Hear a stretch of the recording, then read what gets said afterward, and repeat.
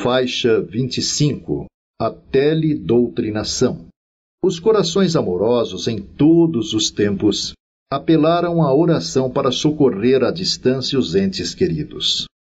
Das práticas mágicas primitivas nascidas na selva, nas regiões polares, nos desertos e na vastidão dos mares, o homem passou nas civilizações agrárias e pastoris às rogativas dirigidas aos deuses. Da forma de ação direta da magia selvagem, principalmente a simpática ou simpatética, baseada na ideia das relações por semelhança, a mente mais experiente e desenvolvida passava à ação indireta das rogativas. A ação direta é mágica. Não pertence ao campo da religião, mas ao da magia. O homo faber, ou seja, o homem que confia na sua capacidade de fazer, havendo descoberto relações de semelhança simpáticas entre coisas e seres, acreditava poder agir diretamente à distância sobre inimigos e amigos através das relações de semelhança. O Homo sapiens, ou seja, o homem interessado em saber, buscava conhecer um tipo superior de relações, o mental e o emocional, ligando-se aos deuses, espíritos bons, aos quais dirigia suas rogativas. Assim nasceram as religiões, arrancadas pelo espírito das entranhas materiais da magia.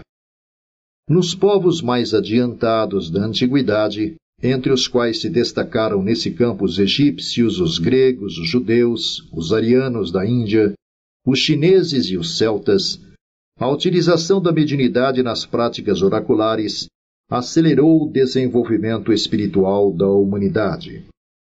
Essa aceleração produziu o refinamento intelectual restrito às elites culturais e transformou o acervo de experiências das práticas mágicas em formulações teológicas e elaborações litúrgicas e rituais, douradas com a purpurina dos sofismas e das pretensões teológicas.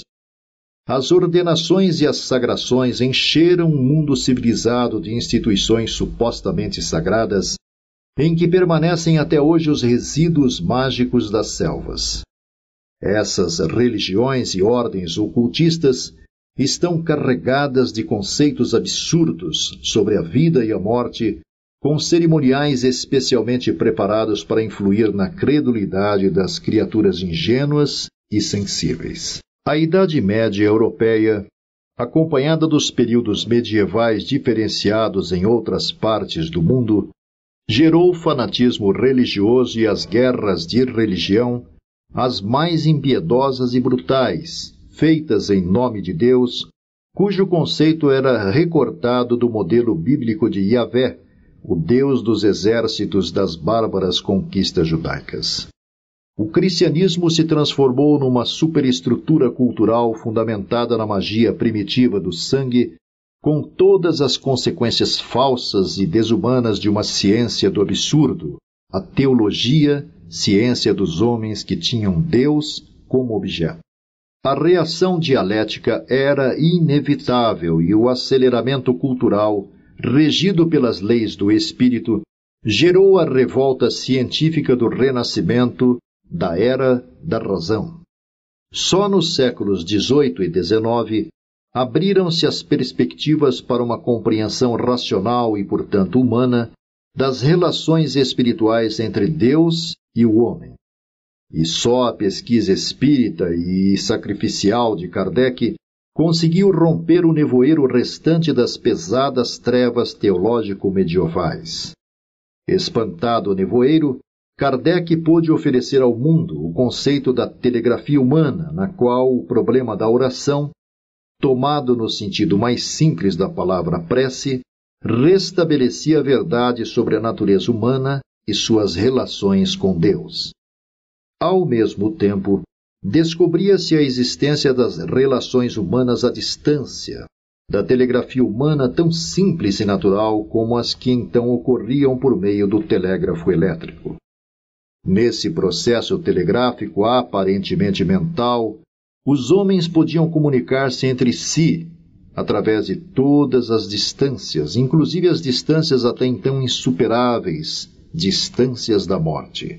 E o problema da morte, em que até hoje as igrejas se confundem e se embaralham, tornava-se claro a compreensão de qualquer criatura de bom senso. Essa expressão comum, o bom senso, plebeia, populaesca, transformada pelo vulgo em medidazinha de bolso dos moralistas de esquina, Kardec a transformou em critério de verdade. Era um escândalo falar em bom senso entre as alucinações teológicas da época e a loucura fecunda dos cientistas. Descartes o fizera num desafio de espadachim, num golpe de ironia contra os teólogos, mas Kardec o fazia numa tomada de posição no campo da verdade. O bom senso, que até então só servira como recurso de acomodação dos medíocres às regras banais da moral burguesa, entre os flocos de algodão da hipocrisia, transformava-se em bússola de navegantes audaciosos em mares nunca dantes navegados. E Kardec mostrou sem alardes, com a tranquilidade do sábio, que essa expressão humilde e desprezada era a própria chave do futuro. Não era através de golpes de imaginação, de inspirações e intuições maravilhosas, mas da observação e da pesquisa científica dos fenômenos que se podia arrancar a verdade sobre o homem, a vida e a morte, o destino da civilização e obter uma concepção lógica de Deus.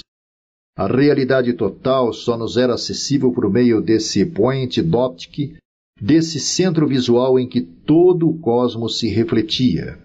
A descoberta da telegrafia humana não havia sido um golpe de gênio, nem um relâmpago da sabedoria infusa dos teólogos, mas um resultado de pesquisas minuciosas e teimosas na carne e no espírito de criaturas ingênuas e simples. Hoje, as pesquisas parapsicológicas e biofísicas, em plena era cósmica, comprovam a realidade da telegrafia humana com a expressão científica da telepatia, que diz exatamente o que Kardec proclamava no seu tempo há mais de um século. Telepatia não é apenas transmissão do pensamento, mas de todo o patos individual da criatura, que se define também como projeção do eu. É graças a essa projeção espiritual que podemos falar em teledoutrinação, ou seja, em doutrinação à distância. Kardec relata na Revista Espírita a cura de uma jovem obsedada cuja família católica não permitia sua frequência às sessões espíritas. À revelia da família e da própria jovem, formou-se um pequeno grupo de amigos que passou a reunir-se todos os dias, em hora determinada, emitindo pensamentos de ajuda e orientação espiritual a ela e às entidades perturbadoras. A moça foi curada sem tomar conhecimento desse fato. Experiências atuais de telepatia, realizadas por pesquisadores ingleses, como os professores universitários C.G. Soal, Whatley Carrington e Price, bem como por pesquisadores norte-americanos como Raine, Pratt e Puharich, e pesquisadores soviéticos como o professor Vassiliev e o grupo de pesquisas da Universidade de Kirov, confirmaram plenamente o êxito dessas intervenções à distância. Chegaram mesmo a comprovar a possibilidade de ação hipnótica à distância por meio da telepatia. A ciência espírita tem hoje a sanção da parapsicologia por meio de experiências e pesquisas realizadas nos maiores e mais importantes centros universitários do mundo. Dessa maneira, o costume aparentemente ingênuo de se colocar o nome e o endereço de pessoas necessitadas na mesa de sessões espíritas para que sejam beneficiadas à distância, não só pelos métodos espirituais de cura, mas também pelo afastamento de entidades perturbadoras e obsessoras, integra-se hoje no campo das realidades científicas comprovadas. O Espiritismo se firma como a primeira ciência do paranormal, de cujos flancos chicoteados pela sapiência arrogante e falsa do materialismo e do religiosismo fanático, nasceram as disciplinas científicas modernas e contemporâneas da parapsicologia, da psicobiofísica e da metapsíquica de Richer. As práticas de ação à distância podem ser individuais ou de grupos, dependendo a sua eficácia unicamente da boa vontade e da intenção real e firme de auxiliar os necessitados.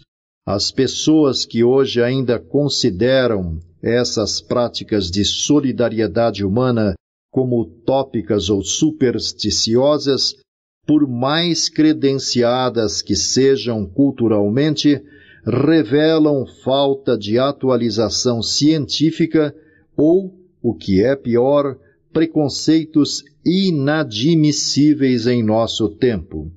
As pessoas que pretendem reduzir a fenomenologia paranormal a manifestações de faculdades humanas sem intervenção de entidades espirituais contrariam a realidade científica mundialmente comprovada, pretendendo colocar suas opiniões pessoais e seus preconceitos acima das rigorosas comprovações científicas atuais.